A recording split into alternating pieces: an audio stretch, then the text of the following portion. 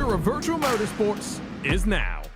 This September, the heart of sim racing beats in Chicagoland, with the Sim Gaming Expo takes over the Schaumburg Convention Center, September 5th through the 7th.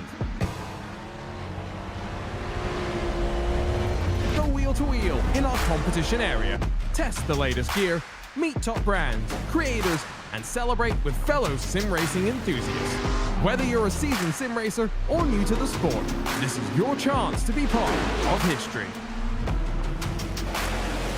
To purchase tickets and see the full exhibitor lineup, visit SimGamingExpo.com.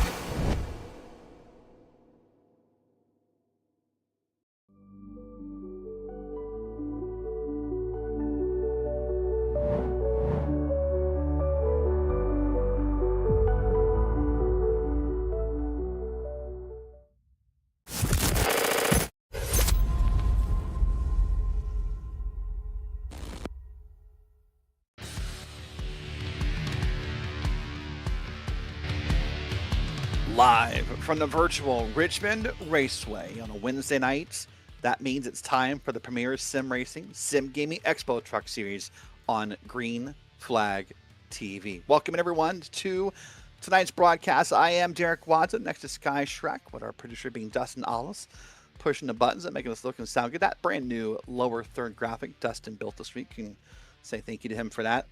But Sky, here we are. We come from the road course last week where we had no cautions, and we did pretty well the week before on the schedule as far as our number of caution counts to a track that's known at times for its number of cautions. Richmond is definitely a departure from Kentucky and Watkins Glen over the last few weeks. It's a bit closer to IRP, which you see there on the schedule we ran 3 weeks ago. I don't think we're going to see too many cautions. This is a track that in real life NASCAR tends to go pretty clean, but on iRacing, it can be very different. We'll see here tonight how it works out in the Scherff Racing Design 140. Remember, we're in the last trimester of the season. Richmond, the Milwaukee Mile, and Darlington's all that's left for you to earn points for the season. Let's see how those points look, by the way.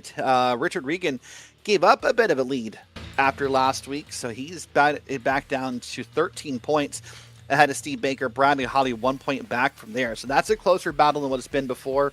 O'Brien and Sink in your top 5, and then Gagnon, Lowendick, Evans, Sharp, and Barney in your top 10. So, Sky, I mean, right here, this battle up front, it just takes, just one great night for Baker or Holly or one minor misstep for Regan, and this thing is going to be on for the final 2 races.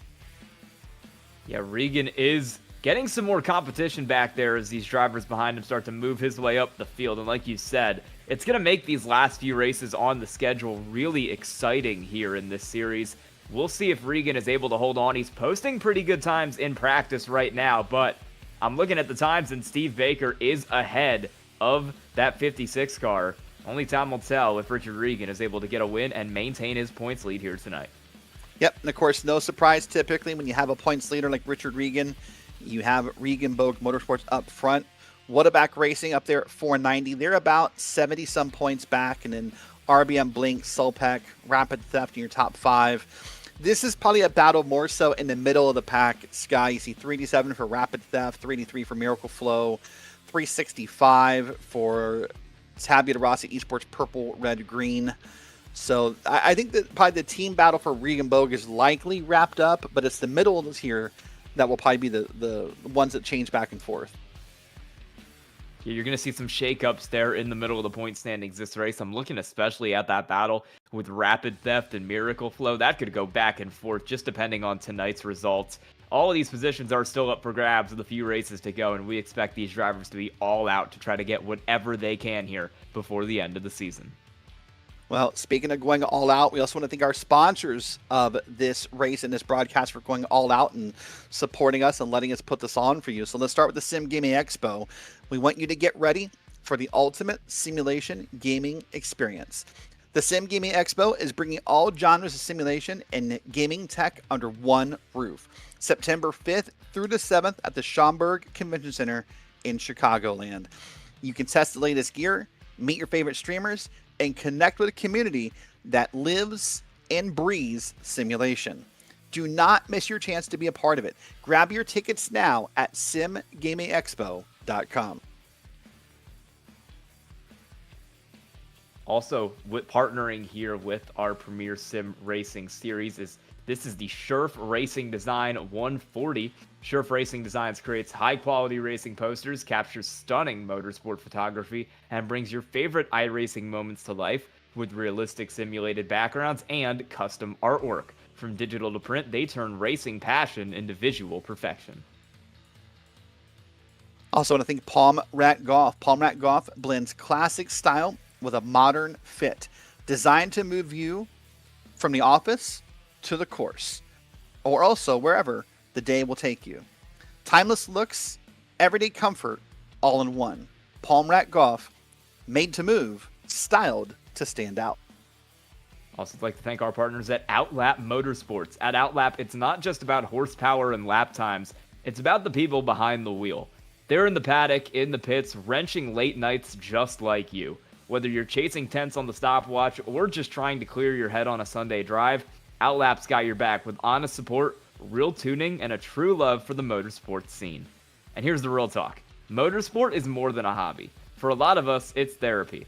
That's why Outlap proudly supports men's mental health and encourages drivers to check in with each other on and off the track. Fast cars, real talk, Outlap Motorsports. And lastly, Window Nation. Window Nation is recognized by Forbes as the top vinyl window replacement company in the country. Their energy-efficient windows are designed to keep homes cool during the summer and warm throughout the winter. And they are all proudly made in the heart of the USA. With expert installation and industry-leading quality, Window Nation is the smart choice for any window replacement project. Well, once again, thank you to our sponsors. If you're curious about any of them, make sure you do scan those QR codes that pop up on the screen, as Sky and I do read those promos. Well, here we are, the nighttime at Richmond Raceway. The sky is only going to get darker. That's Matt Gagnon. Saw that big, wild wheel turn there, riding high through the corners here. And qualifying is just about wrapped up here, Sky. We're about 4 minutes in here, so the leaderboard's plenty full. But Matt had a scary ride there through 1 and 2. Yeah, and the track temp's pretty cold tonight with this night race, 77 degrees. That'll help with grip over the long run. But in a short qualifying scenario like this, it's going to make these tires really hard to drive on because it's going to be really hard over the first few laps to put temperature in them. Couple hits to the wall there for the 14 car, and his lap will be invalid. That lap will not count. You're seeing Richard Regan now making his way around the racetrack, going top to bottom there on his first lap. We'll see where he slots in on the board. 22nd. He's going to need to improve here on lap 2. And I suspect he will. Watch this time here. He's going to come out of 2, get up on the throttle. Richard, known to be a short track racer, both in real life and in the sim. A very accomplished one. Is he going to make it back? Here? Yeah, I don't know. 3, 2, 1. That may not count. So let's take a look. No. That would have been a good lap. It would have been 21s. That would have been a solid lap too, but it's not going to count for Richard Regan. Well, qualifying has wrapped up, and that means it is time to take a look at tonight's Profit Python starting grid. Up on the top, at 21.673. He's already got 1 bonus point tonight in that title chase. Steve Baker in a number 2 Solpeck Precision car. Back in P2, Bradley Holly in Whataback Racing is also up there in the front of the field. Teddy Lowendick is back in P3 in that number 13 car with Jeff Evans to the outside. A very big Whataback presence up front. Jacob Dunn in the number 3 Purple and Black Machines in P5 next to James O'Brien, number 38 truck. Going back to P7, you'll find Zachary Burnt and Brett Adams back in row 4. And then back in row 5, we'll find Colton Lane and Reese Bowe rounding out your top 10. Starting back from there in P11 tonight, it's Doug Evans in the 41. Brandon Walter goes from 12th in the 99. 13th, Mark Kalin in the 62. 14th, Dustin Bumgardner in the 16. 15th tonight, James Morgan in the 12 car. Thomas Sink goes from his outside in the 48. 42 car, Mike Toomer Jr. rolls off 17th with Nicholas Acosta on his outside in 18th. Rounding out your top 20, it's Robert Barney in the 26, Matt Scherff in the 43. Moving back into P21, you'll find Nicholas Schwartz, that number 171 truck. He's next to Nick Byer in the 15 back in 22nd. Blaine Adams is next to Richard Regan Jr., 24th spot. Puts him well behind the gun here to start this race. Nick Saraf back in P25. He's next to Doug Rice in that number 35 truck back in P26. 27th is Brian Topin, 54. He's next to Stacy Hunter in the 71 truck. 29th is Matt Gagnon. Saw him have that wild ride. And then he is next to Jacob Watson back in P30. Starting back from there tonight, the 33 truck of Kyle Dewey goes from 31st. Trace Paderni in the 79 from 32nd. And your last two cars on the field will be Evan Williams in the 6 and Nick Hunter in the 19. Give you a couple notes here, driver. They were not allowed to qualify this evening if I can find your stewarding report. There were a few here, but let's also thank Profit Python for being tonight. Starting a good sponsor. Every second counts on the track and in a world of deals. That's why Profit Python delivers. It's the ultimate Discord for deal hunters and side hustlers with lightning fast alerts on price drops, secret sales, and hidden jackpots. You can find out before the rest of the world catches on. The race to profit is on, and you can scan that QR code to join now. Profit Python. Strike fast, profit faster. Well, Sky, I think we'll come back to the did not qualify penalties in a little bit, but that last word stuck out to me. Strike fast and profit faster with Profit Python. Sort of how this race is going to start here at Richmond. You need to strike fast to gain spots here when the green flag falls. That you do. It's going to be a quick race to get up to the front here in our 1 hour, 15-minute race tonight. Full field of 34 cars, and everybody will be wanting to make it up to the front here before too long. Once again, glad you're here with us. Hope you have your comfortable seat. You're ready to go because Steve Baker in the 2 is. He'll wait for the green flag to fall. And in just a moment, we're going to be green flag racing at Richmond.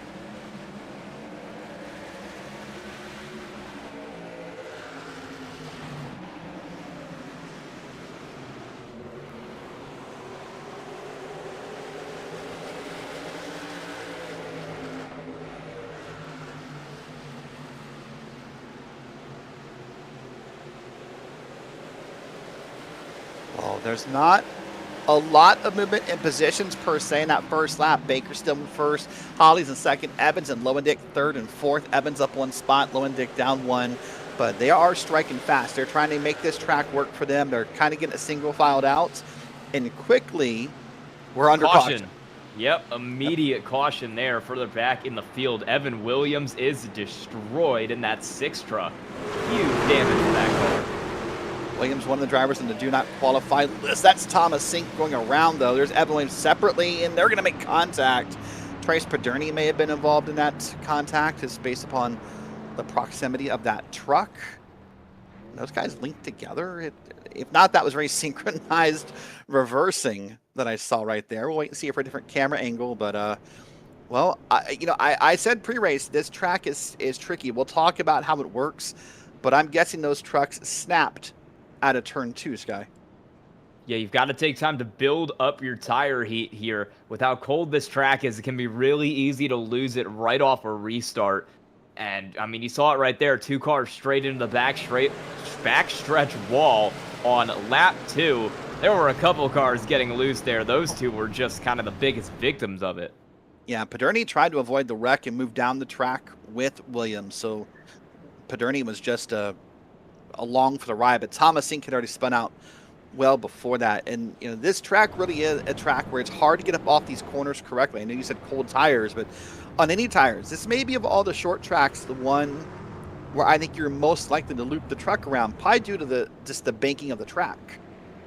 It is different from a lot of other short tracks because you're used to either the really high banking of Bristol or the really flat banking of Martinsville. And this is kind of a middle ground between the two. It's a lot longer as well, and you're also spending a lot more time on the wheel here due to the wider corners and the curved front straightaway. So even though it is still a short track, it races pretty much unlike anything else on iRacing, and it can be really easy to get caught out here when you aren't super experienced with the track.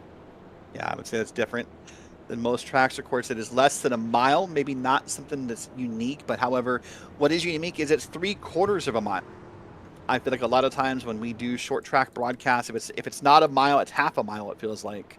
But at 3/4 of a mile, yet another feature that makes this track unique. Well, here we are under caution pretty quickly here. Less than about 3 minutes in before the first yellow flag falls for the evening. Steve Baker and Bradley Holly still first and second. Jeff Evans was up 1 spot on Ted Lowendick, and then James O'Brien had moved up 1. But pretty much up and down the field, Sky. I mean, you saw Mark Kalin up 3, but in those first couple of laps, pretty consistent with our positions on the grid. Yeah, no one really gaining too many positions. You mentioned Mark Kalin up 3, one of our biggest movers in the field here tonight, but everybody in the top 5 only moved up about 1 spot, if they moved up anything at all. Steve Baker still maintains the lead out front. Bradley Holland still maintains 2nd, but it's going to be Jeff Evans back in 3rd, who's going to try to make the charge into the top 2. Yeah, this will be fun to see what's going to happen here. We're 1 to go. Once again, trucks are double file. Pace car is going to make that left-hand turn. Our leader has chosen the inside lane, and we'll wait for Barney the Flagman to do his job. He'll wait for the restart zone right there where that red spot is in the wall. You go, go, go, and we're green flag racing. Great jump there for those cars as they make their way down into turn 1. Steve Baker's got the advantage there on the inside. Holly is on the top as Jeff Evans tries to roll it on the bottom to get that car up to P2, but it's not working. He drops back into P3. Lowendick and O'Brien is the battle for 4th. Oh, look on back, though, 2, maybe 3 wide racing deep in the field. Those drivers trying to find some spots, make some things happen. And I think for now we've got it all worked out. You see Nicholas Acosta in the bottom, that orange and black machine. He's going to be under Mike Toomer Jr. You'll see Robert Barney's back in the field here. A few others. There's Reese Bogue. They were almost 3 wide for a moment there with Zachary Burnt. So there's a lot going on. There's your points leader, Richard Regan Jr., working the bottom of the corner here into turn 1, trying to make a 3 wide pass, and Acosta just backed out. Yeah, they're still saying side by side there. Regan needs to get up to the front here in a hurry after just missing the end of qualifying there with his last lap. Caution flies further back in the field. Looks like Nick Bayer and Jacob Watson are around. Oh boy, the 15 truck of Bayer and the green and black truck of Jacob Watson, both down there on the inside wall. We'll wait and see what may have caused that. Not make too many judgments until we see the replay machine spool up here. But, well, I said in the beginning, this track known to have its number of cautions in iRacing, and we're proving that already here. Already 2 cautions in less than 10 minutes. There's Bayer getting loose. He's going to hit the wall. And what is Watson? Same thing. Oh, almost parked. Yeah, parked. Sort of the opposite. Typically, you park to the inside of the truck when you get loose like that, but he went ahead and went a little further. So 2 trucks separately involved in that caution. Turn 2 seems to be catching quite a few drivers out, especially at the back of the field, because that's 4 spins we've seen coming out of that corner, and they all seem to be on lap 2 or 3 after a green flag run. So that's quite a few cars really having trouble warming their tires up and are getting caught out in 2.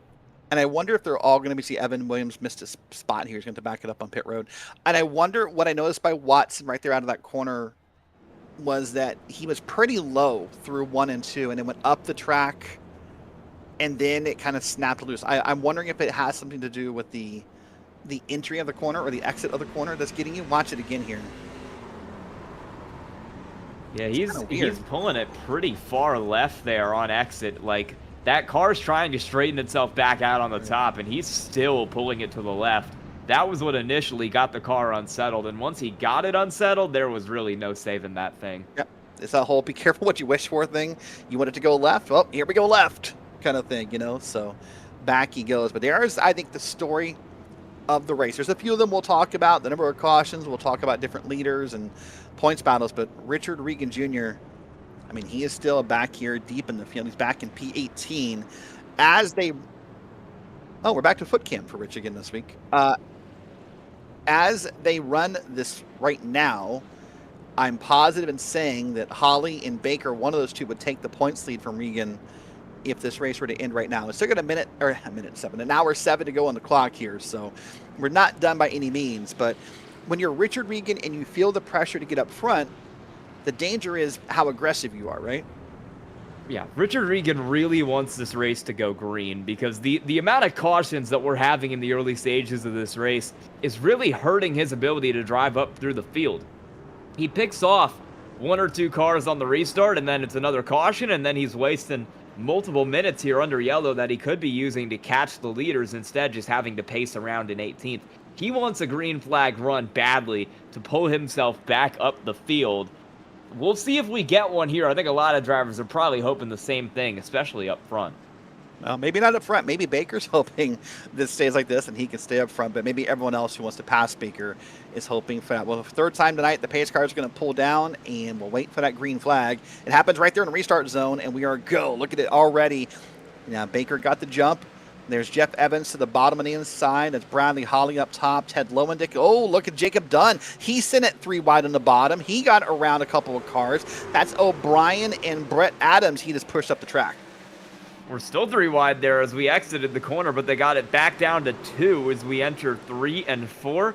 Dunn on the inside, Brett Adams on the high side. One thing a teammate once told me about Reese, caution is out. That is the 33 car of Kyle Dewey. Kyle Dewey, yeah. You can finish your thought, though. We're going to have plenty of these cautions. You might as well finish the thought you had. I was going to say, one thing my teammate once told me about restarting on iRacing is the best time to go is about halfway through the restart zone, because you can really catch some drivers out when they expect you to go either early or late. That seems to be Steve Baker's strategy. It's worked out really well for him. So this is the onboard for Kyle Dewey. Just out of the corner, just got around on him, and he made contact with a couple cars, and he entered high, though, so I think my low enter theory, though that's 3 and 4, but boy, oh boy, that car just slowly spun around there. Well, there was some contact from behind there. He got into Trace Paterni. Not really sure whose fault it was. Looks like Paterni was just trying to get the spot. Dewey thought he was still clear and came down the track. You'll see it here. Paterni tries to shoot the middle, and Dewey is already into his door. I mean, Dewey was already kind of maybe a little loose before, yeah, but I mean, they were 3 wide, so I don't know what you make of that, but interesting. Pretty lucky a couple other cars didn't go around there, because there was some contact with Nicholas Hunter that could have very easily sent that car flying into the outside wall. He barely escaped. And I want to come back and so focus on the story up front. It's not worth, we can't let it go in saying that Jacob Dunn sent it 3 wide quickly on O'Brien and Adams. And, a couple weeks ago at Kentucky, we had that problem with O'Brien and James Morgan, one of Dunn's teammates. And I'm not sure this is a quote-unquote retaliation per se, but if you're James O'Brien, you recognize the paint scheme, you're like, okay, it's just a different color, now I'm getting bullied again. I wonder if that turns into, O'Brien wanting his spot back pretty quickly, because that was an aggressive move by Jacob Dunn. Yeah, Jacob Dunn is trying to get himself back up to the field here. Started out back in 5th, running in 6th right now, but he wants to be contending for that lead. He wants to be up in this fight. He's going to need to make some moves here to get it done, especially with all these cautions taking time out of the race. If we have a lot of these cautions, a race that's kind of marred by these yellow flags, you've got to get what you can on the restarts. Oh, for sure. Yep, because unlike a lapped race where you know how many laps you're going to turn, whether it's under caution or not, in a timed race, I mean, these caution laps are 52 seconds. These are almost double what a normal lap is here. So these laps are quickly fading away. That sounds maybe a little dramatic, but it's not. Every time we're under caution here and we're pacing around, these laps are fading. Your passing opportunities are going away. And so it's just going to create a little bit more impatience as the night goes on. Well, the pace car has turned its lights off this time. Everyone's probably hoping at this point maybe we can kind of get this thing lined up. And honestly, I mean, we've seen a couple cars self-spin, so it's kind of hard to say, it's not the fault of Rex. I mean, the last one was Kyle Dewey, and you could argue he was even spinning before Paterni made contact. So I don't know how you clean this race up other than trying to tell the drivers to be patient here. I mean, we'll see on this restart if they can keep it clean, but a lot of these wrecks are just cars getting loose. I think maybe aggressive. Just backing it down a little bit could help. I'm not sure. Yeah, we'll wait and see here. Well, Baker, once again, this is starting to feel familiar. Lines it up. Howley to the outside. Lowendick, Evans, Adams, Dunn, and more. Take the green flag at Richmond, but just right around the 1 hour mark. Good jump again for Baker. Didn't get quite as clear as he did over the last few times, but he is still moving. We're almost 3 wide, a little further up the pack there. Some tight battles going on all throughout the field as we sit a little bit further back with the 60 car of Colton Lane trying to make a dive to the inside of Reese Bogue. And he will get the spot here as we work his way across the start-finish line. Well, maybe not, because here comes the 4th 3 wide. Oh, that's a tight 3 wide. Lane's moving up, trying to get some space into that black and yellow truck, but we're all good out of the corner. That was a scary ride right there, probably for Colton Lanes. He wasn't sure how far he had between cars, most likely, but up and down the field, so far, all is good. They're back to 2 wide. Colton Lanes backed out a little bit. Up front, here is Lowendick and Evans, and cautions out yet again at Richmond. And that is Paderny and Blaine Adams into the outside wall hard right there. I'll tell you what,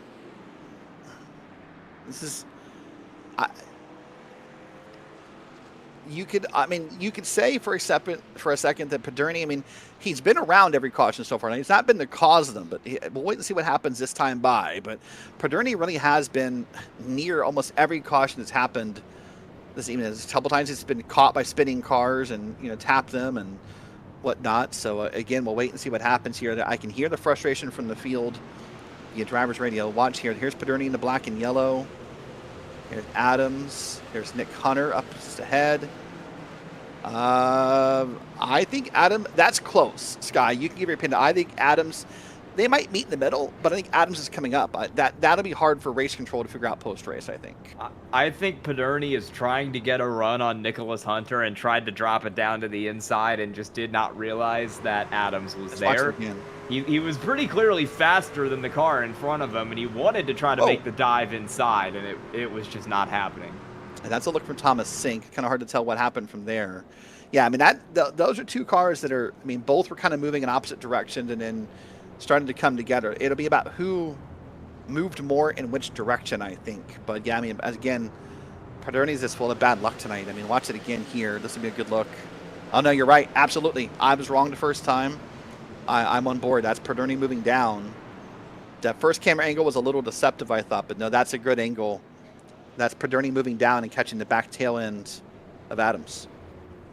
Yeah, Adams slides up a little bit there, but if you're running on the inside, you can't really expect the car that you've got on top of you to just suddenly swoop down a lane for no particular reason.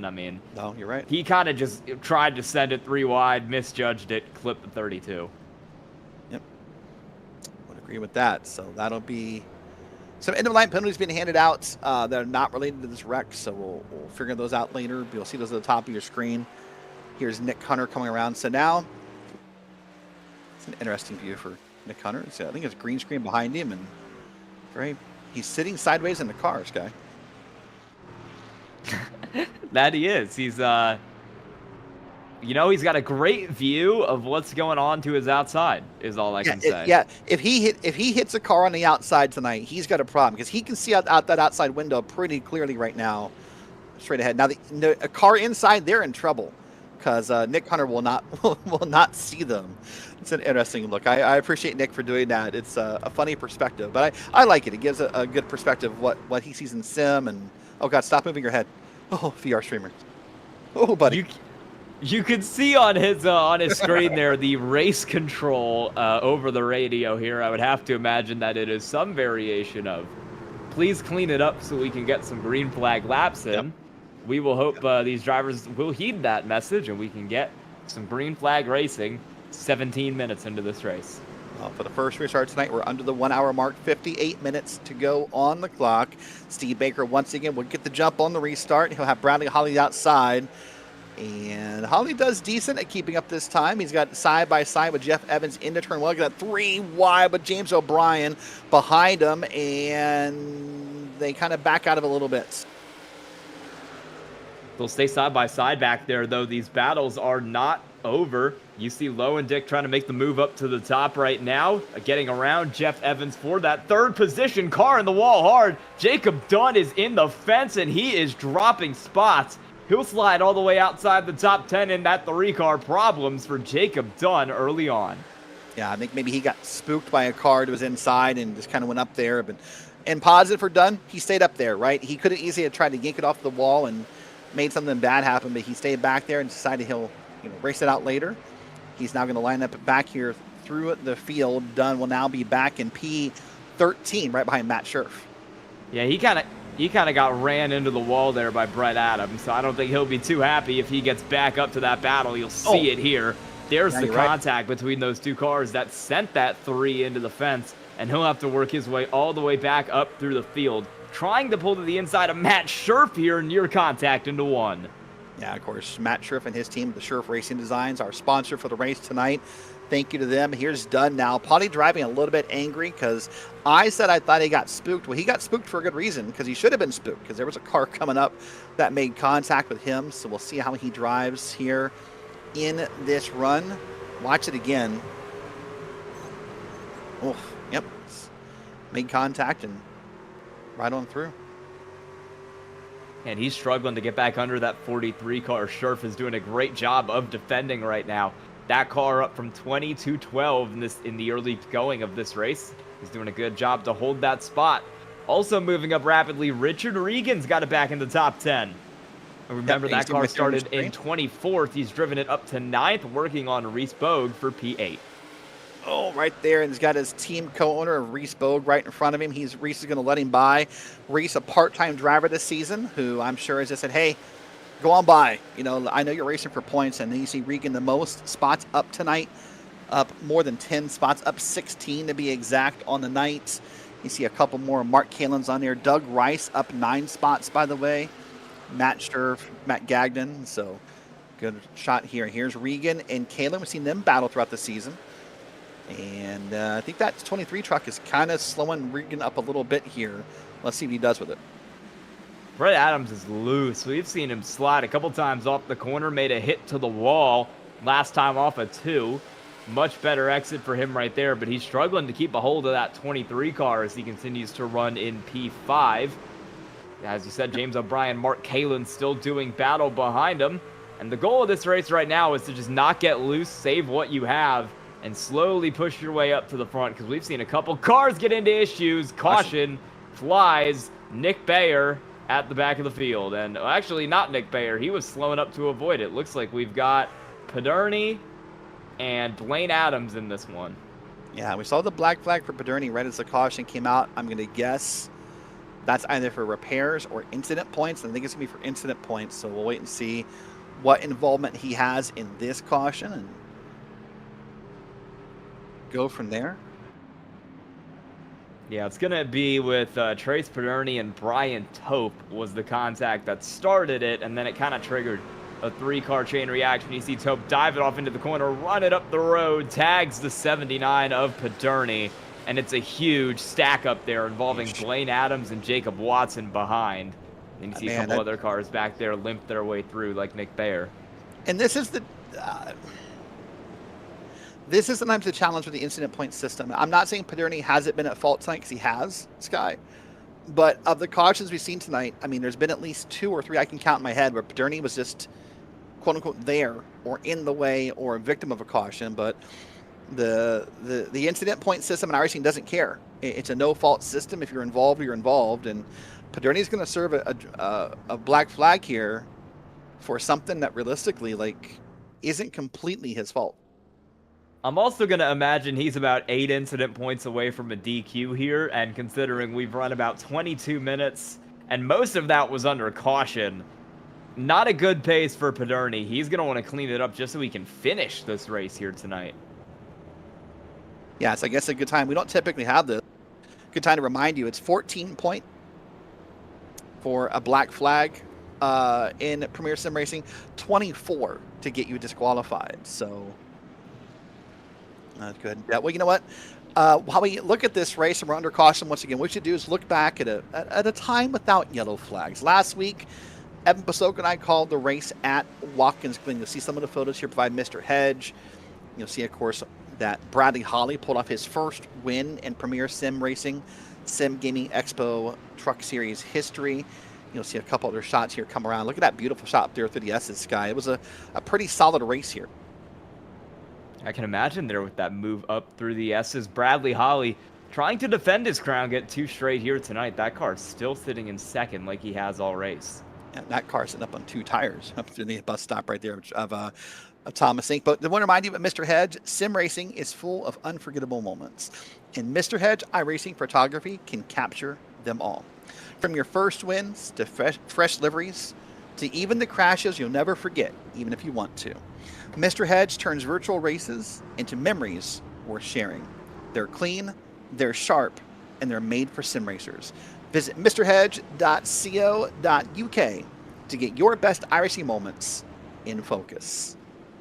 Well, so far, Sky, I'm sure there'll be some Mr. Hedge photos to be seen, but none that most of these drivers want to remember so far. Again, the 2 truck has picked the inside lane.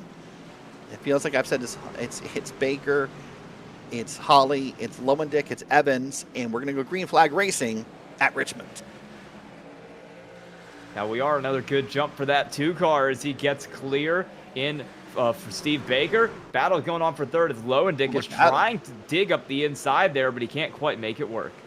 Oh, there's Richard Regan, by the way. He wanted to make it 3 wide, and he saw that Brett Adams was having trouble, but Regan's now 3 wide. He's now Kalen, Bogue, Regan, bottom to top right there, and Caution.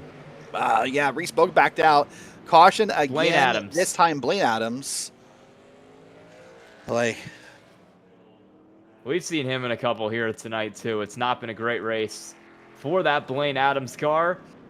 We also have incident point black flags going out for, it looks like, Jacob Watson and Nick Bayer as well. So this has not been a great race for any of those 3. This is going to involve Blaine Adams and Nicholas Hunter going off into turn 3, and it kind of looks like Adams just turned himself. Let's see what's going to happen here. Watch up top. That's the car. Adams over in front of Nick Hunter. And then how do the others get involved? I don't know what they would have done to get their moments there, but maybe see back on Jacob Watson, see maybe some contact or something to happen. But yeah, I mean, I think he just thought Nick Hunter was going to dig deeper in the corner, and there you go. That Blaine Adams there on that caution, I think he was just expecting Nicholas Hunter to run a little lower, that 19 car, kind of taking up that middle lane. I think he was trying to push Adams, excuse me, up to the top, and Adams, not really realizing where he was on the track, thought he was going to be lower than that and went around. Luckily, no one else involved in that.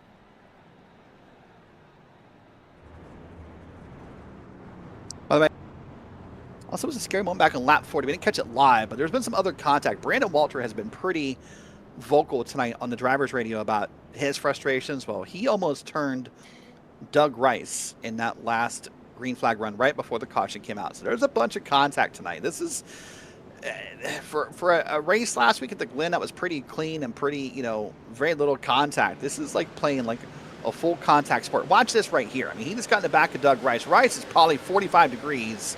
He's going to get it saved, and that's going to cause a checkup behind him. But boy, I mean, this race top up and down, probably from top 10 on back, Sky. This is just a cluster, a mess. I don't have a good, appropriate word for it.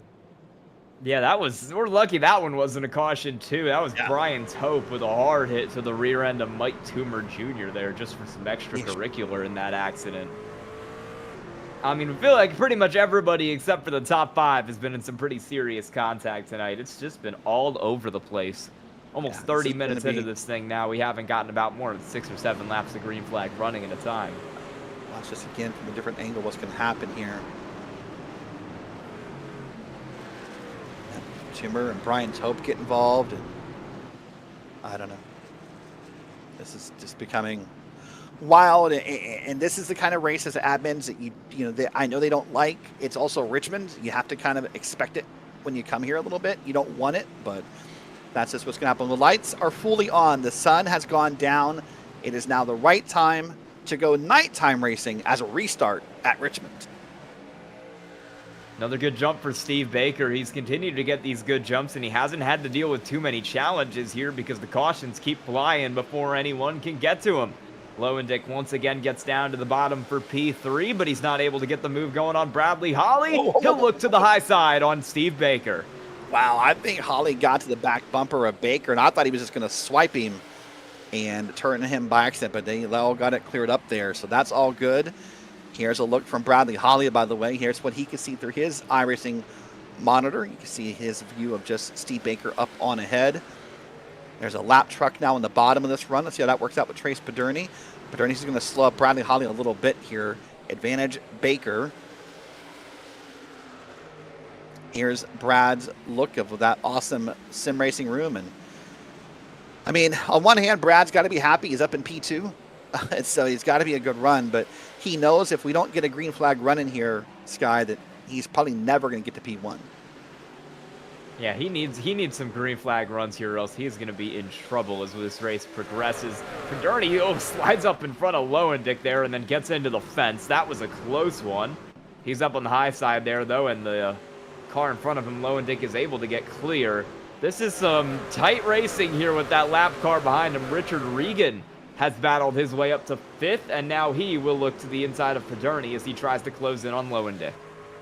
I don't know what the rest of that shirt says. I just see it says tired of there for Ted Lowendick. And I think based upon the race so far tonight, you could put a few words. Tired of cautions, tired of wrecks, tired of the contact. There's got to be a few words you could put in there. Probably a few inappropriate words right now that some of those drivers are feeling. I went 3 wide with Pederni there. That was a close one coming out of turn 2.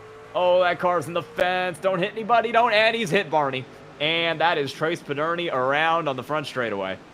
This is, I don't know. This is getting absurd at some point. It's just a night of bad luck, probably. I mean, if you're Pederni, I'm sure you feel that the same frustration and annoyance and every other word you can think of. But let's watch it again here, what's going to happen. Yeah, he just gets in the fence and kind of comes down and gets tagged by the 26. Not anything that Barney could do there, as Pederni just kind of put himself in the fence off the corner and got wall snagged.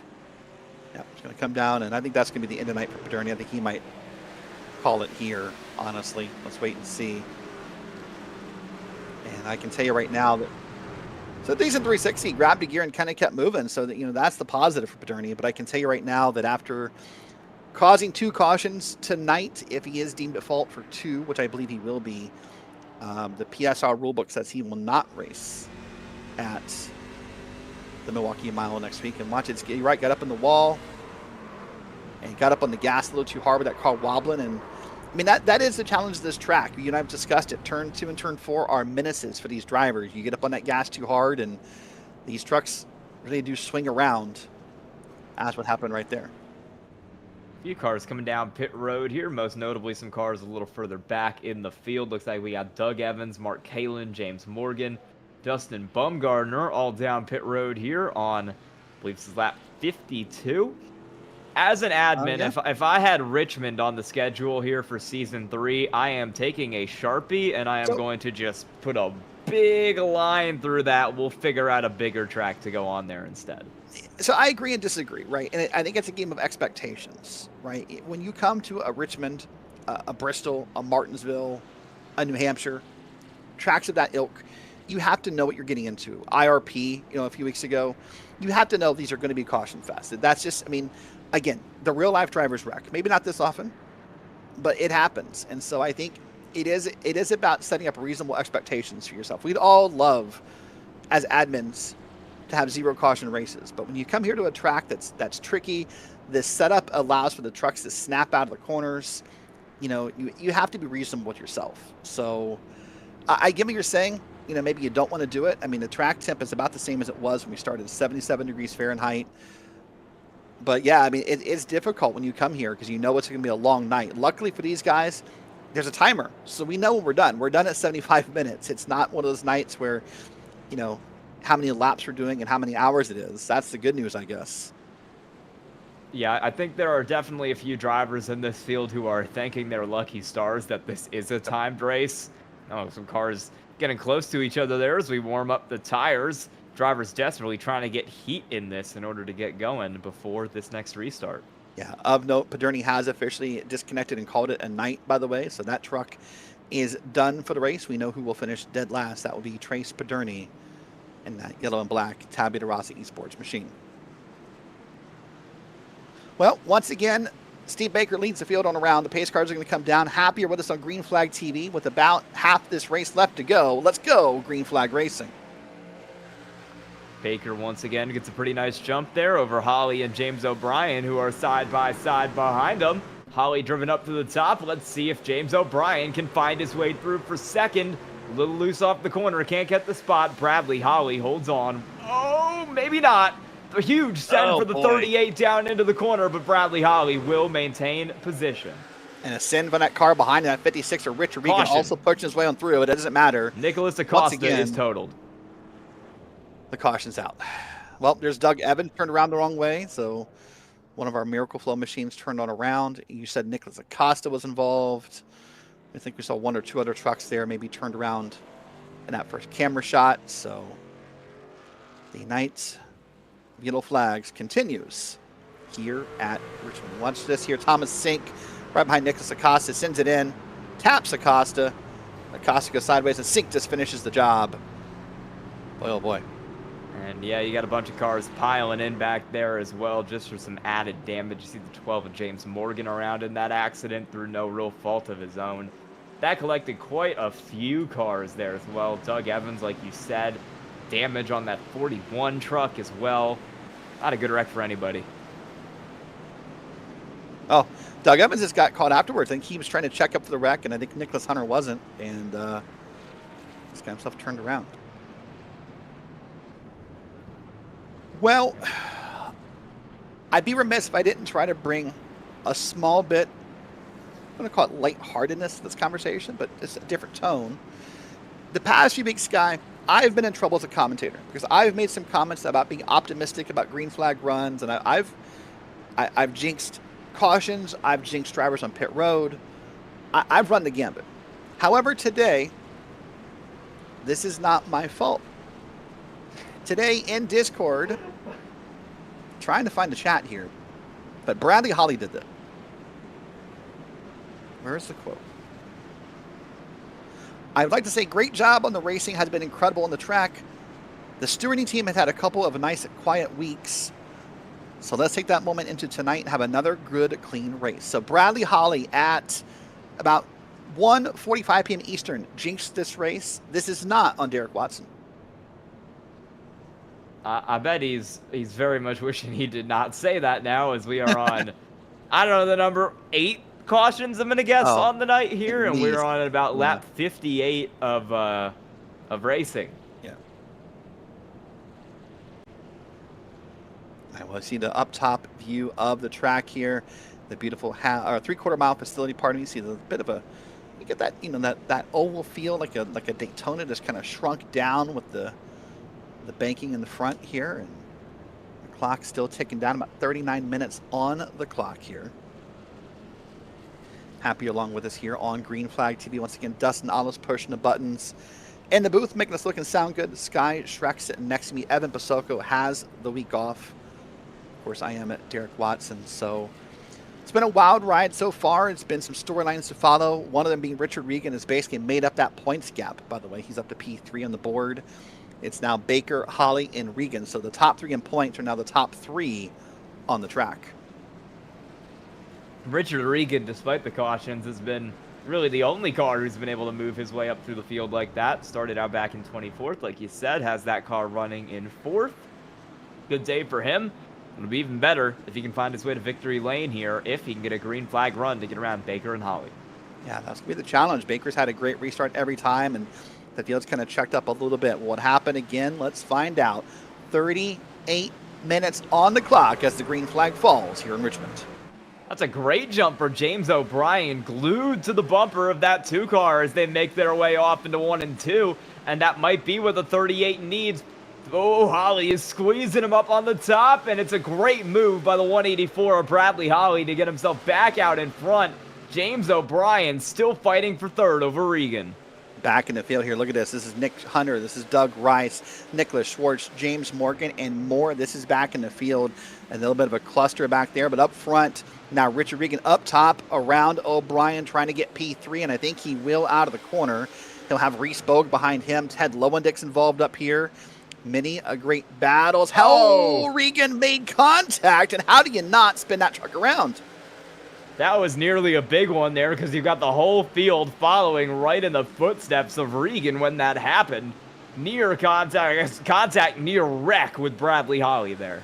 I almost want to say, look at Brad. That's the same look, Brad is pretty stoic in races. I'm sure I've been in rooms with Brad when he races. His voice is not stoic. He gets emotional and loud, but that's a pretty calm look for someone who just got bumped probably about 20 degrees sideways in a corner. There's Ted Lowendick once again in that big racing seat of his, and he is now on board with him. He's trying to get around Reese Bogue, and he's going to back out and let Bogue go here and see what he can do.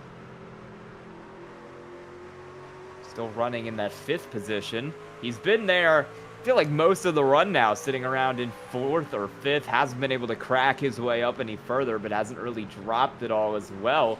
Still some tight battles here further back. James O'Brien trying to hold on to 6th as Jeff Evans and Brett Adams try to get something going behind him.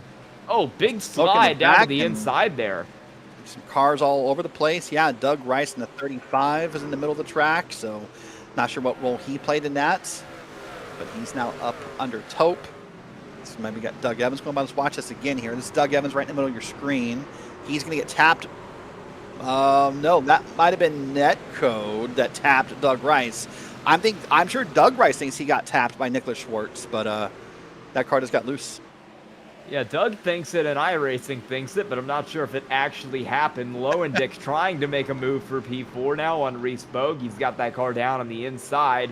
Feels like the outside, the middle lane, is kind of the preferred groove right now when it comes to defending, and Reese Bogue will continue to hold that car off.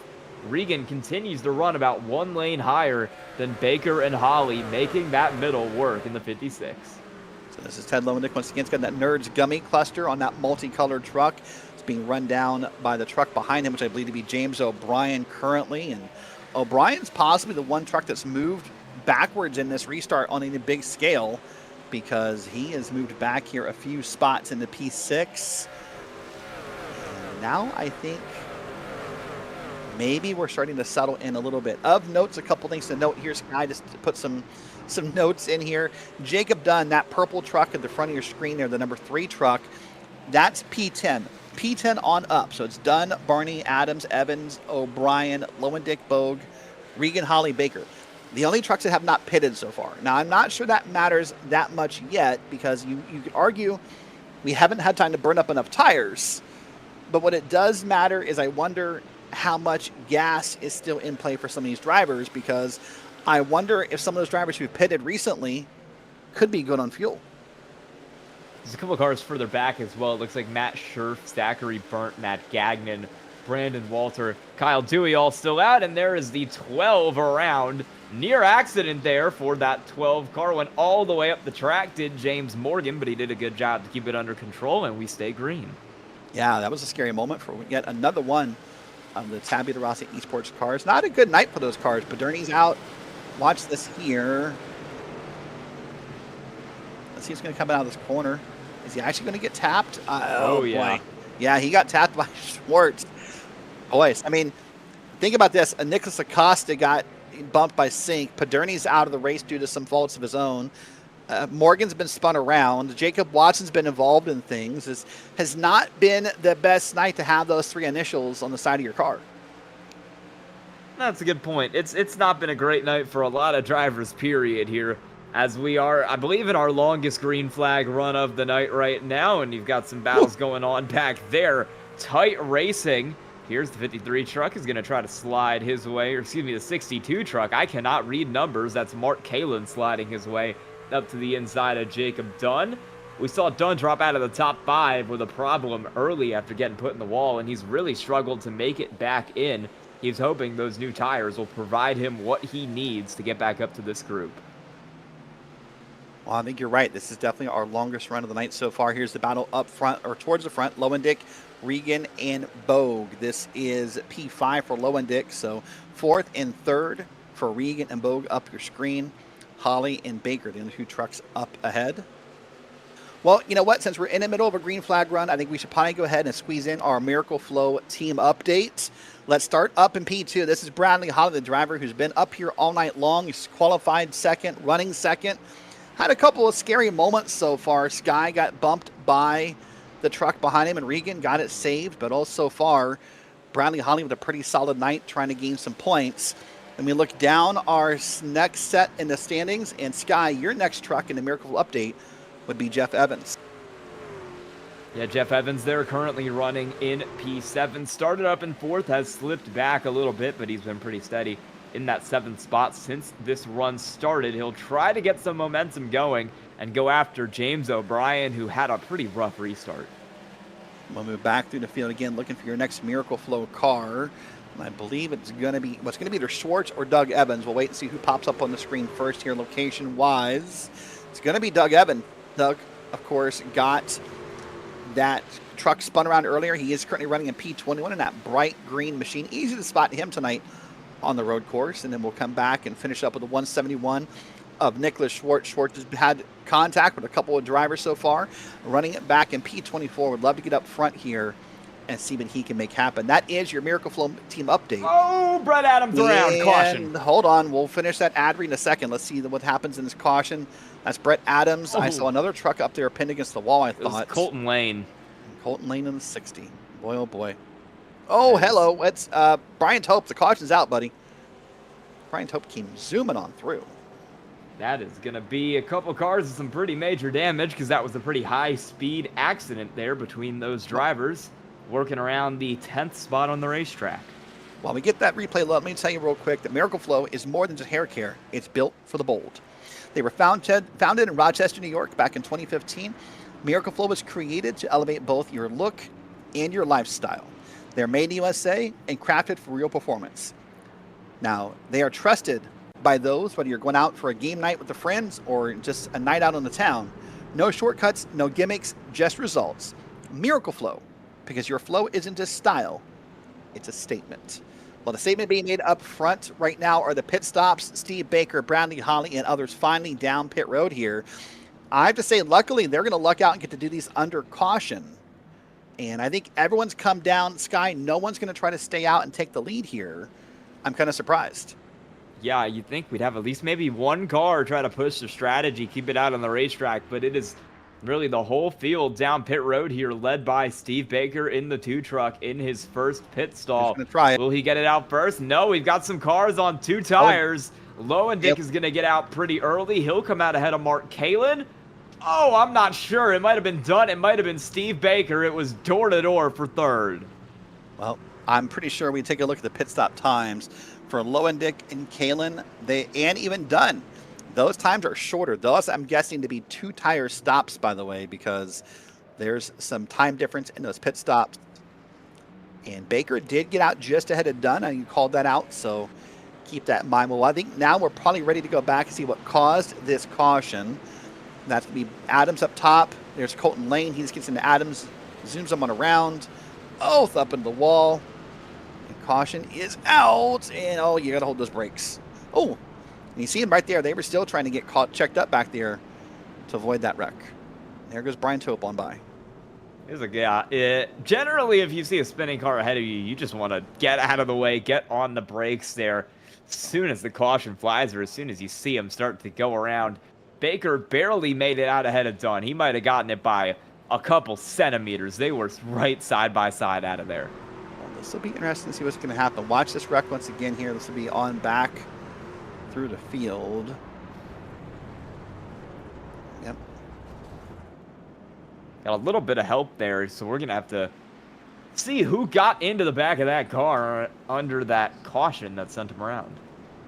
Well, I think it's worth noting for the first night we're going to have a new car starting. There's Doug Evans, by the way. He's going to get in the back of Mike Toomer Jr. a little bit. Toomer Jr. was already kind of loose, and the Doug just went ahead and the kick is up and good. But to be fair to Doug, having a little fun, we're trying to find the layer hardness. That small reaction time. I don't want to point that out as being egregious in that moment. Well, for the first time tonight, we have a new leader. It's Ted Lowendick. He is going to lead us here around this restart. 27.5 minutes to go, and we are green flag racing, and Ted's in control. Great jump for him on those 2 tires. He needs everything he can get to hold himself in front of that rapidly charging Steve Baker car, who's got 4 fresh tires and is going to be trying to make his way through the field. Oh, there goes Reespo! From P5, caution flies. That might have been off the nose of co-team owner Richard Regan. I have not seen a full replay, and I don't know. It was, but he was already loose before that. He got into the back of Baker maybe a little bit and was just loose off the corner. And that is what got Regan into him. Not really anything Regan could do about it. Yep, watch it again here. Make up through the corner. He's going to check up a little bit. Yeah, you're right. Already well loose, and Regan had nowhere to go.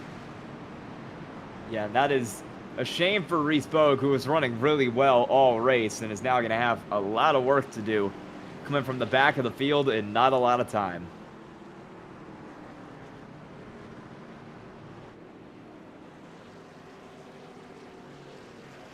Also, further on back in the field, by the way, as that caution was coming out, I believe, Doug Rice and Brandon Walter also made contact. So Brandon Walter was pretty audible on the audio microphone. Not happy about that. So, which caused the caution first may be up for debate, actually, about who went around first, Walter or Reese Bogue. We'll have to wait and see here. But what's the one in the back of the field here, Sky? This would be right here. This Doug Rice in the black and blue. And so Walter got tagged earlier and was kind of going around, and then Rice just kind of double tapped him, if you want to follow your Zombieland references. Yeah, I'm just seeing the chat message that says Brandon Walters' chat has been disabled, so a couple drivers are, let's say, not happy at each other here tonight. I mean, Walter had a chance to save this truck, and then, yeah. Yeah, I mean, Rice bumped him first, probably not a hard bump.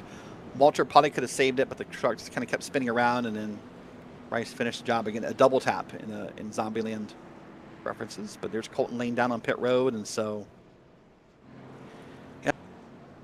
Well, talk strategy for a second. Sky, if you're Ted Lowendick right now, if you're Mark Kalin, this is kind of what you need to make that two-tire strategy work, right? You need these cautions to keep flying, because if we get on a good long run, one would think those 4 tires will benefit the rest of the field. In theory, if we're able to go green for any substantial length of time, I think the cars with 4 tires might be able to prevail.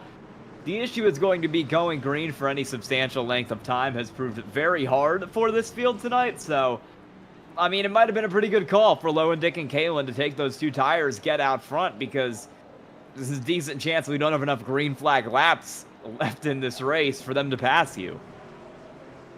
Yeah, that has proven to be the problem so far. Keep in mind a couple notes here about Premier Sim Racing. If we get to a spot where we have a caution with only a couple minutes left, if race control thinks we can go green, they will shorten that last caution. So it is possible we do get a dash at the end. But for right now, we're going to go green flag racing. Lowendick's going to be in control. It's going to mark Ken to the outside. And Lowendick will take the green flag and step on the gas pedal. He'll get the jump here. Kalen's going to try to hold off Baker. And let's see what happens in turn 1. Let's see what happens. Kalin has that high side, which seems to be the good defending line right now. A lot of cars have been able to hold that spot when running on the top. A couple cars in the wall down the back straightaway, but everybody keeps it clean and green. And it will be Baker dropping back to 3rd, maybe to 4th, if Jacob Dunn can get something going high. Yep, we'll see what Dunn can do up top here. And remember, Dunn may have been the last of the cars to take 2 tires with how much spots he gained on pit road. But everyone else behind them 4 tires. Here's a look from Bradley Holly. There's a look digging it 3 wide, possibly. They backed out of it last second, or did they? Holly's now up under Steve Baker. They're both under Jacob Dunn, and Richard Regan's up on the wall. Yeah, we'll see if that 184 can get that spot there, because he is still digging on the bottom. Near contact with Steve Baker. That too is sliding backwards. Caution has flown. We got a couple cars around here. Ish. It was Zachary Burnt in the 28 off of contact with Brett Adams. Nick Hunter is the newest victim of the incident point black flag. He'll have to do a drive-through penalty for that after the next green flag. And so we'll add him to the list of drivers who had to suffer that fate tonight. Here's your replay. Watch it again. Look at the top of your screen. 3 wide. Yeah, I mean, you could almost argue maybe Burnt. Oh, didn't know they were 3 wide. And there's Nick Hunter. That's how he got the incident points. But you could almost argue maybe Burnt didn't know he was 3 wide because he was pretty squeezed in there, Sky, for a 3 wide run. Yeah, he might not have known that they were 3 wide there because he was coming down the track like he only had 1 car to his inside. And then Adams I mean, he was trying to keep himself out of Bogue and ended up getting himself into Burnt. Well, a few more cars down pit road here. Brandon Walter, Burnt, Mike Toomer, Colton Lane. A lot of these drivers need to get repairs fixed on the trucks done. So they'll come down and get that done here as we work around here. About 21 minutes to go. Boy, it's hard to pick out a story, Sky, about this race and talk about too much. It's hard to get anything to develop here. I mean, I think it's all about Regan's climb despite the cautions. He's up 18 spots on the night. Robert Barney's up 10. Matt Scherff is up 10. Matt Gagne's up 16. There's some movers, but a lot of those movers are simply just due to the number of wrecked trucks behind him, honestly. Yeah, we've already had a couple cars out. Stacy Hunter was our first DNF, really on about lap 12, and then Trace Paderni, Evan Williams have all dropped since as well. Despite all this, we still have 28 cars on the lead lap. This is a short track, so no one's taken any hits that are hard enough to put them out of the race, but a lot of cars have taken hits.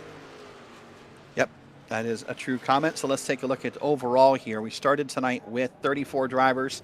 So 28 on the lead lap, as you said. I think we have only 3 cars who've called it a night. That's Evan Williams, Trace Paderni, and Stacy Hunter. Well, Ted Lowendick has chosen the bottom lane. That's been pretty consistent for the leaders tonight. I would be stunned if anyone chose the top lane as a restart at Richmond. Yeah, the bottom lane is going to be where everybody goes here tonight. Lowendick and Baker have both been loving that bottom lane. Lowendick's probably loving the fact that we've gotten another caution here, and he's hoping for another one to come out pretty quickly, because the more cautions we get, the more he's going to be able to hold that lead here and try to claim victory tonight at Richmond. Mark Kalin, also on 2 tires, is going to need a good jump if he wants to try and take it away from him. Well, let's do this. Let's do a different type of restart. What we're going to do is we're going to lay back. We want you to experience the sights and sounds of a restart at Richmond. So crank up your audio and feel the noise as we go green flag racing.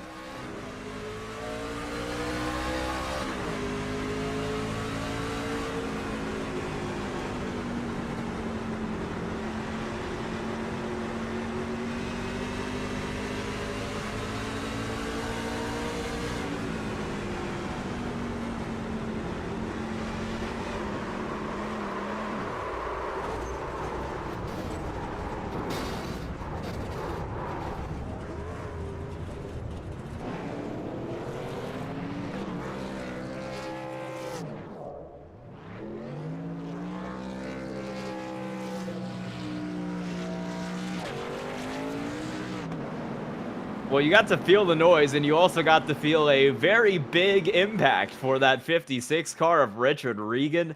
We saw it stack up in front of him. We thought that was going to be the caution, and then Regan is going to end up getting tagged from inside, and that is, I would have to imagine, given the amount of hits that 56 car took, the end of his night.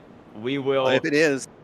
Yeah, we'll see if that's the case, but that'll be huge for the points. That's exactly where my head was as well. That'll be wild because he's already had a drop week back early in the season, week 2 or week 3. And yeah, required repairs for Rick Regan. Watch this restart. Hold on, maybe not. Maybe I'm calling a little early. But watch here. Up top is Richard Regan, Steve Baker. Jacob Dunn comes up, barely taps the back end. Regan goes around. O'Brien hits him right in the square. He then hits down Doug Rice, and chaos is on. Well, I'll tell you this. Whether he has required repairs or not, even if that truck gets back on track and hangs on to the back of the lead lap here, Sky, I mean, you made a note earlier, still 20-some trucks on the lead lap. That's going to be a hit to the points. Yeah, he might not have a meatball flag, but he also does not have a bumper on the car, which I'm sure is not going to help any sort of aerodynamic situation he might be in. He's also got, you know, a punched-in left front. He's got it all going bad up here in that 56 car. He's going to need a miracle to get back up to the field. And like you said, that might be a change in the guard for the points lead here. Yeah, I mean, I unless something wild happens in the next 17 minutes with Regan really being able to climb the field again, there's no way we don't go into Milwaukee with the new points here. The question is, remember, we came in tonight with Baker and Holly being a point apart. So the question is, which of them? You know, right now, I mean, Baker's ahead of Holly. Baker also took the pole tonight. Baker's led a lap, so he'll get that bonus point. So Holly's kind of behind the 8-ball a little bit here. But boy, oh boy, this is now the story of the track with Richard Regan. And again, tonight has been, for the most part, Sky, there's been a couple egregious wrecks, but a lot of it has been small bumps that if it was just the only bump tonight, it would be, you know, annoying for the drivers, but maybe not like the end of the world. The problem is we had like 25 small bumps that led to all these cautions. Yeah, it's been a very stop and start race here. We'll see if these drivers can get it back going here. With just about 16 minutes to go, we can run these last 16 laps green, but given how this race has gone, I kind of doubt that will happen. Yeah, I'm dummy here. Well, let's get ready to go. Green flag racing once again. Ted Lundwick in control of the field. Will go to the unmarked restart zone at Richmond. He'll step on the pedal, and Barney the flagman puts out the green flag. Another good jump there for that 13 car low and Dick. Bradley Holly will try to punch right back down to the inside here to get that second spot, and he might actually have it here. Mark Kalin tags the fence out of 2. Advantage Bradley Holly as we head through 3 and 4. Yeah, Holly now up here trying to make the pass. A little bit of wiggle out of that truck you saw there from the back end view. All is good to the inside of Mark Kalin. Now wants to dig it inside. Remember, he now has up over Steve Baker, possibly 2 spots. So this is good news for Baker. Mike Toomer, black flag incident point. So he'll need to get down to pit road and serve that drive-through down. He's going to go next time by, I guess. Maybe this time. That's a wild entry right there. Back up front, there's James O'Brien. He's got Robert Barney right behind him.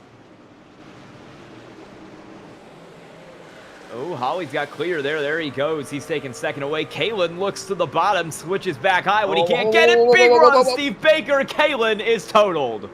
That car's done. Oh, big hit. It's Kyle Dewey getting involved there. This is interesting to make. I mean, there's 2 elements, oh my gosh, to this, and that is definitely a done trucking without this additional hit from Kyle Dewey. There's 2 elements to look at here, Sky, in my opinion. The first is that I think Mark was a little slow coming into that corner, but Baker definitely digs into that corner and kind of, I don't like using the word dive bomb. I think it's overused in terms of sim racing, but that might have been your textbook dive bomb. Watch it again here. Yeah, he definitely was slow on entry, but that's a bit much from Baker. What's the thing? It's the responsibility of the faster car to safely pass the slower car. Yeah. Yeah. Woo, that was a big one. We got a couple cars on pit road, but they're all kind of further back in the field. We've got Regan, Burnt, fixing damage. Looks like Colton Lane down there as well. Mark Kalin has DC'd from the race, so yeah, that car is done. Yeah, well, a couple of things to note here. I think from a race standpoint, the biggest takeaway now is that you could argue in some aspects that there were a couple cars at one point that were kind of acting as a buffer for Ted Lowendick on that 2-tire call between Teddy and the rest of the field. But now that's gone away. He has no buffer left. It's him versus the world, for a lack of better sense here. But tell you what, while we're under caution here, let's take a look at the upcoming Green Flag TV broadcast schedule here. So tomorrow night, the Average Joe Sim Racing League is here at the same track, Richmond Raceway. That's at 7:55 p.m. Eastern Time. Myself on the call, Christian Hill producing. The Speed Xfinity Series at Richmond as well tomorrow night. So that track is double booked. And then we'll do the Bolt Racing League on Friday at Charlotte. Then we have our first 6-hour endurance race at the Bend, the new Australian track, on Saturday, as well as the Velocity Online Racing IndyCar League at New Hampshire on Saturday. And then we finish off our Saturday triple header with the SRA Gen 4 opener at Daytona. And then we'll wrap it up Sunday with the Classic IndyCar Series at Kentucky. Also not pictured Sunday night, the Blazing Pedals ARCA League will wrap up our weekend of broadcasts. So over 40 broadcasts this month alone in the month of August on Green Flag TV. Glad you're with us.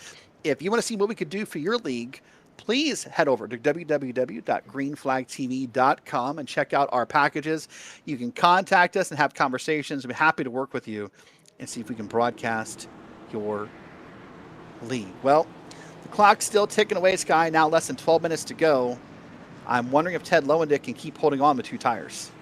Well, if the cautions keep coming out, I think he's going to have a great shot at doing it here over Bradley Holly. Well, for what feels like about the 15th time tonight, pace car's down. Ted Lowendick takes the green flag. He'll get the jump on Bradley Holly.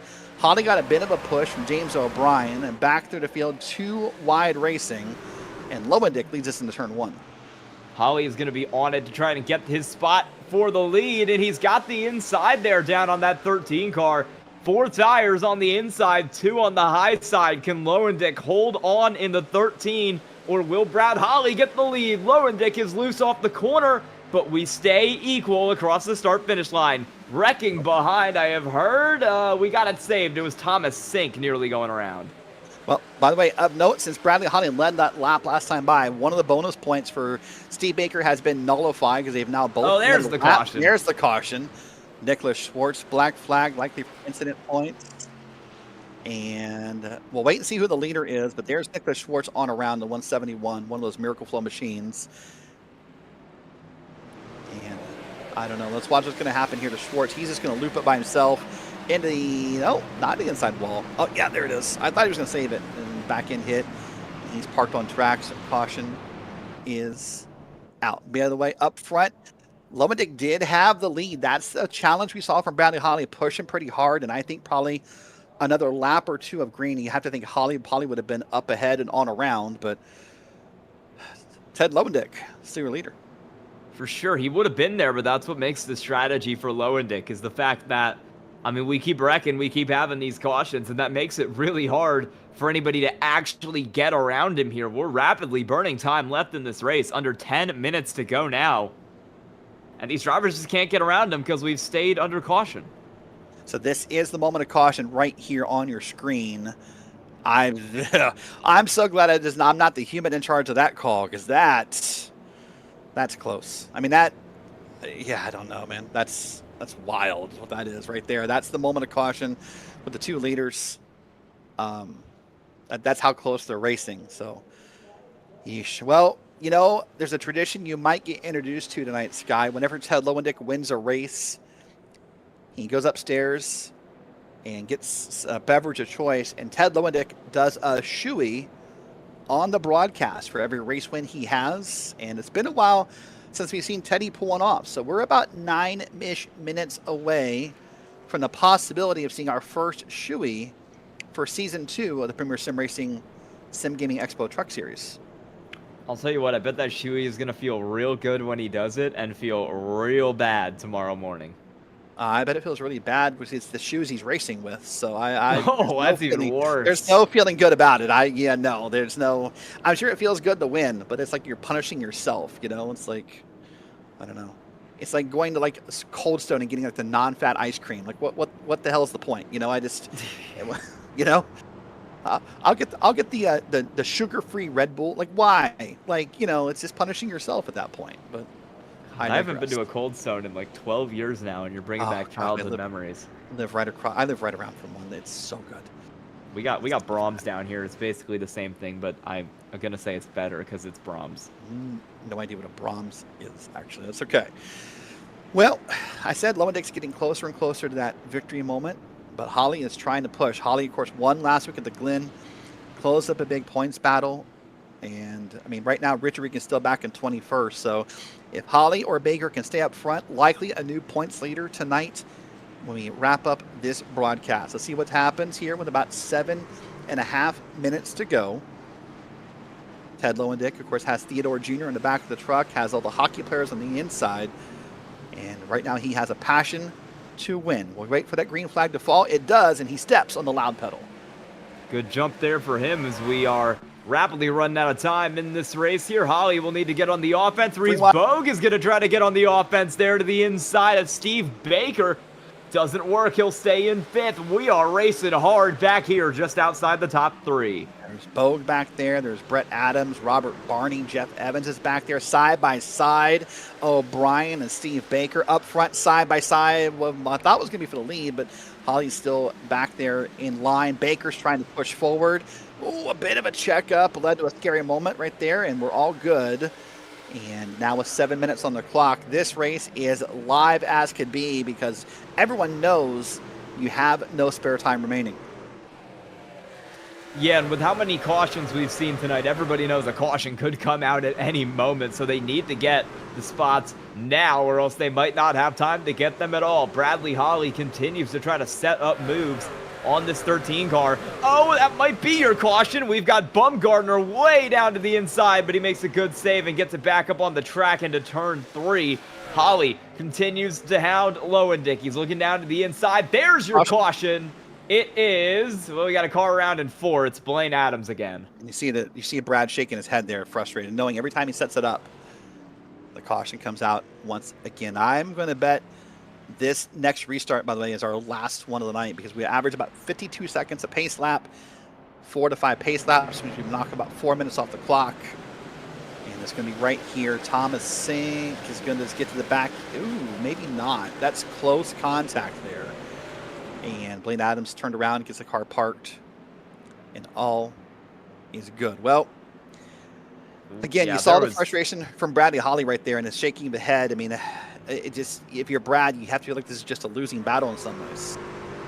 Yeah, there was definitely some contact there. You'll see it on the exit of 4th. That he just, yep, there he it just is. turns him. It was so close. At first, I thought maybe it was going to be another bit of our infamous net code earlier from Nick Schwartz and Nick Acosta, but nope, that was actual contact. Blaine Adams has to be running on close to some kind of incident point DQ because I feel like he's been in quite a few tonight. Not sure he's had a black flag for one, but he's been in what feels like everything. Yeah, there's a few drivers. In fact, there's Richard Regan getting an end-of-line penalty. I'm guessing he was speeding on pit road. Would have to take a guess. Or improper entry, possibly. But and he's still running back in P25, last car in the lead lap. And he tried to show us a shirt. I didn't get to see what this... Oh. There you go. Okay, well, I'm not going to repeat that. But okay, thanks, Teddy. Fair enough. I will say, I think he is probably the exact opposite right now, given that he is relying on these cautions to hold this lead. Yeah, he's required. He's the one benefiting from all of those things. Teddy with an interesting shirt there. But look how calm he looks. I mean, I think that's different driver to driver, right? How you feel right now, knowing this is likely your last restart. There's Matt Gagnon, but there's a very much brighter room for Matt this week, by the way. He's got like a nice... That must be like a Zoom green screen. That's there's no way Matt Gagnon has that nice painting in the background. He's in like a fake house just for this race. It's in like a classic art museum. Like he set up his rig right in the middle of like the art museum downtown. I'll have to check on that. I don't think that's really Matt's room. Matt's room typically a little darker, a little bluer than that. He got just the sun, it kind of just invaded. Yeah. Well, again, I was going to say a second ago, I think per driver right now, how you feel in this moment and this emotion right now is different, right? Some drivers get amped up. It's our last restart possibly. This is my last chance. If I can just kind of hold this off, I win. Some drivers feel very stoic and quiet. Some react very differently, right? You never know. But managing the emotions right now could be the difference in if Lowendick wins or doesn't. And we'll see if he's able to pull it off here because we're side by side now. Car's getting warmed back up on his back straightaway here. And, well, we'll see if Steve Baker can do anything down there from 3rd. We haven't heard from him much in this battle recently, but I'm sure he's going to put up a hell of a fight to get this win. Yep, thinks as well. Likely our last restart of the night. The pace car is down. Ted Lowendick has control. Right there in that red top on the top of the wall is the restart zone. He steps on it, and we're green flag racing. Lowendick gets the jump. Holly's now on back. He's got James O'Brien trying to attack. Look at that. There goes Baker. Spins Baker. That is inappropriate. Hold on. And no caution. That's going to be good because that would have ended the race there if we had a caution. We're still 3 wide back here. These cars, Morgan, Scherff, Gagnon, do not have it worked out. It looks like Gagnon will get that spot as the battle now continuing for the lead, Holly and Lowendick.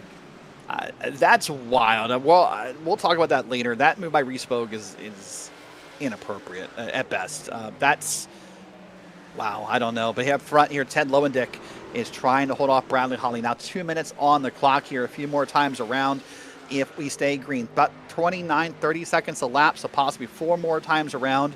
Can Lowendick do it? Let's see what happens out of 2. Holly is there. Holly is pushing, and if we get green to the end, he might have a shot here. The next caution will end the race, so the 184 needs to get the move done now if he wants to take this lead away. Across the start-finish line, it's lap 125 here tonight at Richmond for Bradley Holly and Ted Lowendick. And Brad has to know he gets 1 shot at this, right? You're going to get 1 shot to make the pass here. If you blow it, you're not likely going to have enough time to set up the move again. So when do you make that 1 shot? Do you wait for the white flag so that if you do something aggressive, Ted can't get back around you? I don't know when that moment comes. Brian's Hope has a black flag for incident points. So we're going to say green flag racing because of that. Now just about a minute on the clock here. Likely 3 laps to go for Ted Lowendick.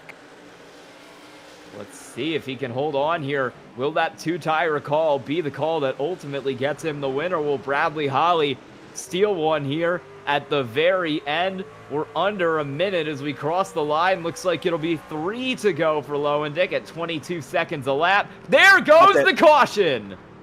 We're done. That is a big one. Way. Matt Scherff is wrecking Nicholas Schwartz. That'll be the race. Ted Lowendick is your winner. Yeah, he isn't. That emotion hasn't set in for Ted yet, but you can see it has set in for Brad. You can see the big sigh from Brad. This is, I guess we end the night the way it's run all week. I don't know. Here's the wreck on back through. I think there was a bump. On Scherff, but right before this replay started, honestly, it's Jesus, Pete, Schwartz, just out on. But I think if we back that replay up about 15 seconds, I think you're going to find out there was some contact before that, Sky, that maybe sort of was the impetus of that moment there. I don't know, but that is the race. Ted Lowendick is going to be your winner. Watch it here. Let's see what happens. No, maybe not. I guess I was wrong. It's going to start right about, well, let's see, up out of 2. Going to go down the back straight. Big Gadwell behind him. Sure, just kind of checking up a little bit for the C. Baker. Nope, and never mind. That is a giant hit for Nicholas Schwartz there. He checkers or wreckers, I guess. Yeah, this is been a wild ride tonight. It's been a wreck fest, a race full of cautions. Watch this Miracle Flow truck here come on through.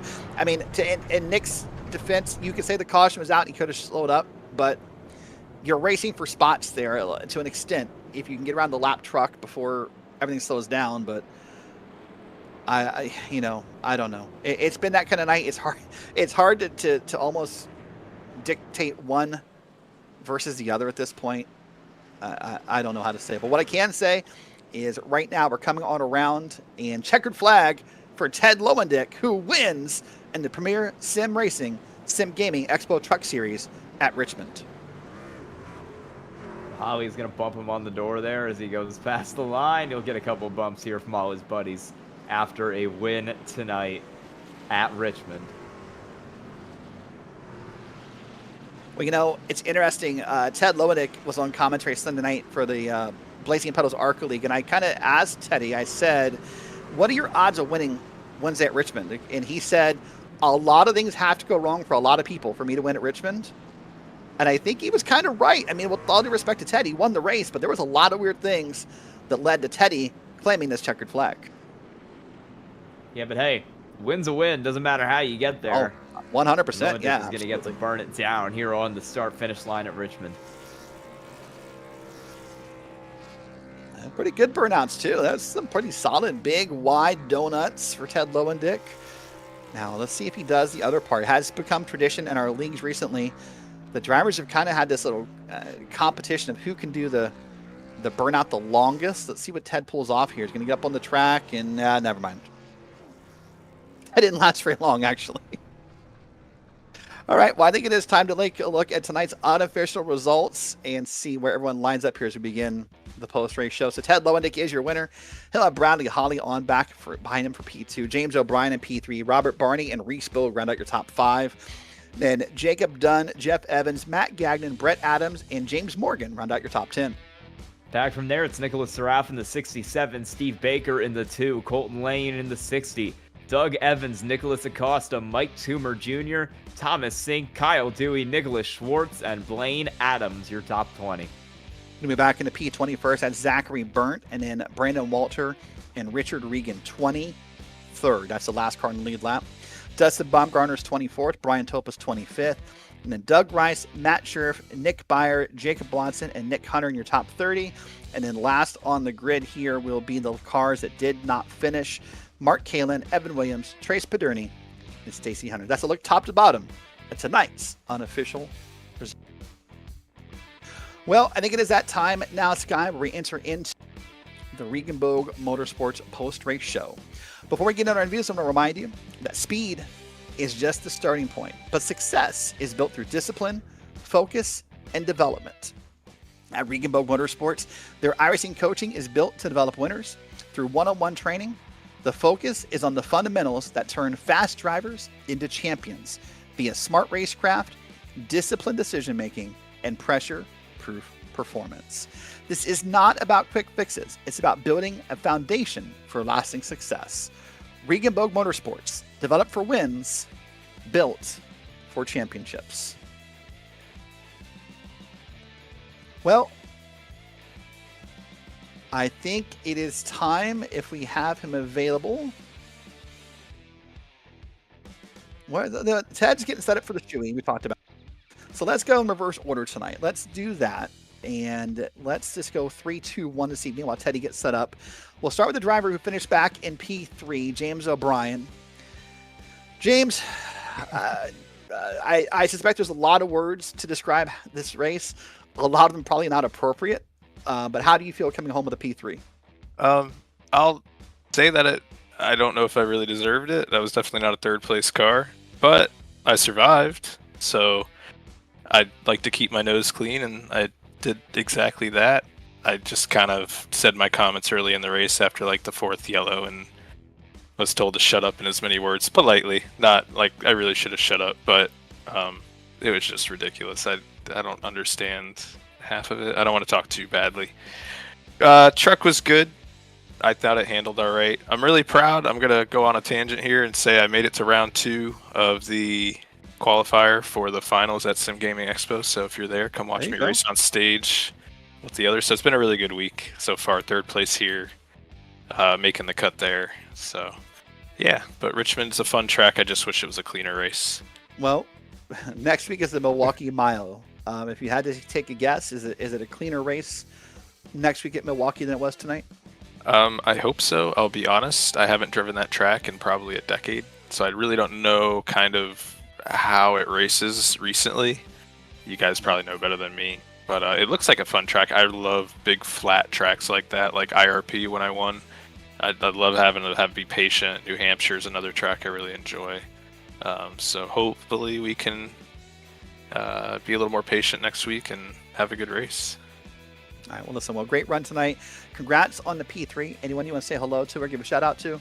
Yeah, everybody watching, thank you to you guys for putting this on. I see you guys got the all-star crew up in the deck here, so I'm going to be excited to watch this race back. And my teammates, Richard for an unfortunate circumstance, Brandon, Reesboog at Reesboog Motorsports, and everybody else, and SimGamingExpo. All right, buddy. Well, listen, great job tonight, and we'll see you next week in Milwaukee. Thanks, sir. All right, that is James O'Brien coming home in P3. Well, now I know that Sky has caught up with the driver finish P2 and Bradley Holly. Hey, Bradley, you got a copy? I do. P2 tonight, but I don't think that's how you wanted it to go. What more did you need to get around Ted? Less cautions. Well, that's one. You know, I knew 2 tires was an option tonight, and with how many laps I had on the original left sides, I just didn't want to risk it. And took 4, got up to the 2nd, and almost had him. And then, you know, one of our 16 cautions came out. Yeah, it was a pretty caution-filled race tonight. Why do you think that kind of happened here at Richmond? I'm gonna take a wild guess in guys overstepping on cold tires and not giving each other room, which is normal for a short track. All right, well, you have had a pretty good run tonight. You think you're going to be able to keep this up over the next few weeks and try to find your way back into victory lane like you did last week? Yeah, I hope so. We got Milwaukee Mile next week and Darlington. So Darlington's always a fun track, and Milwaukee is going to be interesting. Hopefully, we have a lot less cautions at Milwaukee. All right, anyone you have to thank tonight? Waterback guys, for putting in the time to figure out what we needed, what our strategy is going to be, and get some good points out tonight. And I want to thank you guys for broadcasting us week in and week out. Y'all, I always enjoy going back and watching. All right, Derrick has asked me to ask you which is more frustrating, this race or the Battlefield 6 beta? 100% this race. Battlefield was so much fun. I am so pumped for it. I've already notified my wife that I will not exist to her that weekend it comes out. All right, congrats on P2 tonight, Bradley Holly. Thank you very much. I'm going to throw it back over to Derrick now. He's standing by with our race winner tonight. That is the 13 of Teddy Lowendick. Well, I think it is time for the tradition to begin in the premier sim racing, Sim Gaming Expo Truck Series. Wait for Dustin and Ollis to put the webcam up, and then we'll get Teddy on the screen here. So we'll wait a moment for our technical side to match what's going on. But Ted, there you are. You're on screen. So first off, congrats on the win. Thank you. But while you're getting ready, how did that feel? That was really fun. Took a bit of a gamble there, but wasn't quite sure how it was going to work out. But, it did. And cheers, boys. All right, go ahead and do it. First time a Premier Sim Racing Gaming Series. There it is, the Shoey by Ted Lowendick. There it is, Sky. There it is. Is that right shoe or left shoe? That is the right shoe. It's the right. Is it always the right shoe? I should know this, but I don't know this. So I do always do the right shoe. One, because branding faces the camera, but it's also my throttle foot. So if it wears out, it's not too bad. So. Fair enough. Well, you had the win tonight. The two-tire call, you called it a gamble, and it turned out, like, at first it looked really smart, but I mean, Brad was really on your tail those last couple of restarts. Yeah, the one caution, I thought he was a little bit ahead of me, so I thought I had lost the lead and was like, well, we're not going to win now. But I was just focusing on getting good restarts. And Mark almost got me that one time, and that could have been really fun too with both of us being on the two-tire strategy. But glad it worked out. I really had no other option. It was really difficult to pass. You'd get underneath somebody, and then coming off the corner, they just had to run down the straight from the top. So I chose two tires. Thought other people would do it too, and that helped. It was a little loose there at the start, but having that buffer of people between me and the guys on four allowed the tires to kind of come up to temp the way they needed to, and we were able to hold on to it. Fair enough. Well, I'd be remiss if I didn't ask. Are you being passive aggressive with this shirt, or what's the story behind this T-shirt? Because it's a pun shirt because Connor Daly's a diabetic.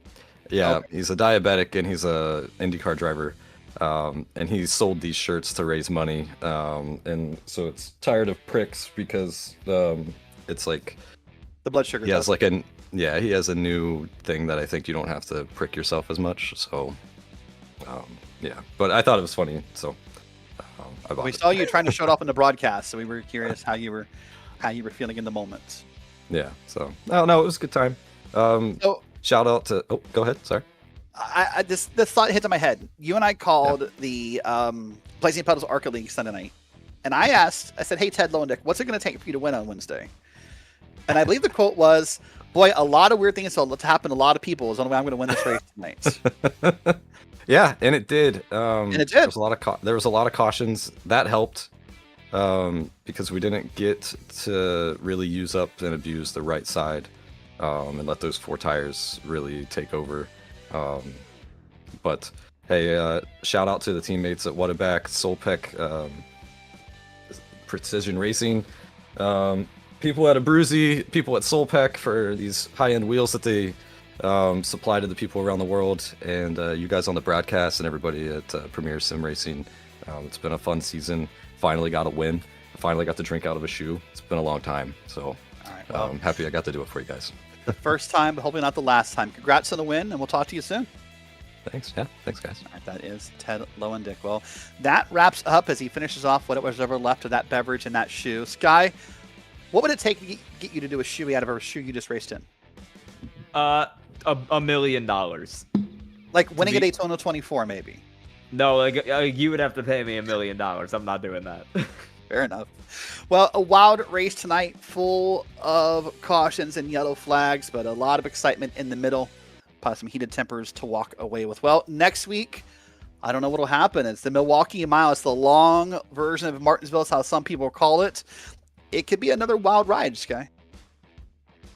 We will see. It is a pretty flat racetrack. It's one that I've seen a couple cautions at in some other series. We'll see if that stays the case here tonight, or if or next week, or if we get a little cleaner at Milwaukee. Yeah, we are done for the night. Speaking of tonight, no beer league coverage tonight. They have the week off, so add to tonight. Your next broadcast will be tomorrow night for the Average Joe's Sim Racing League. Well, first off, congrats to Richard Regan Jr. Or no, congrats to Ted Lowendick. I butchered that really bad. Congrats to Ted Lowendick on your win tonight, and I hope you all had a great time. For Dustin, I'll push the buttons behind the booth. For Sky Shrek doing color commentary, I am Derrick Watson saying so long and good night from Richmond.